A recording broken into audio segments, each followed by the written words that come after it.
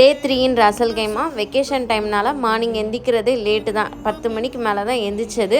எந்திக்கும் போதே மச்சி சூடாக வந்து ஆப்பம், தேங்காய் பால், சட்னி, போண்டா, அதுக்கப்புறம் ஆனியன் வடை அப்படின்னு எல்லாமே ரெடி பண்ணி வச்சுருந்தாங்க. சூடாக எல்லாத்தையும் சாப்பிட்டு முடிச்சுட்டு அப்படியே டேரெக்டாக குரான் கிளாஸ்க்கு வந்து பாப்பாவுக்கு உட்கார வச்சாச்சு.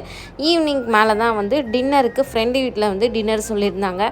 அதுக்கு போகிறதுக்கு முன்னாடி வீட்டுக்கு பக்கத்தில் உள்ள வேல்யூ பேக் போகலாம் அப்படின்னு இதுவுமே ஒரு 1 to 10 ஷாப் மாதிரி தான். டேரெக்டாக வந்து ட்ரெஸ் செக்ஷனுக்கு வந்து போயாச்சு. இங்கே கேர்ள்ஸ் கிட்ஸுக்குள்ள கேர்ள்ஸ் செக்ஷனில் வந்து கொஞ்சம் நல்ல ட்ரெஸ் எல்லாம் இருந்துச்சு. இந்த மாதிரி 1 to 10 ஷாப்பில் எல்லாமே ஒன் டைம் பார்த்தா திரும்ப வந்து பார்த்தா இருக்காது. ஸோ கிடைக்கிறப்ப எது எது இருக்குதோ, ஆஃபரில் இருக்குதோ, என்ன நல்லா இருக்குதோ அதை தேடி பார்த்து எடுத்துக்கணும்.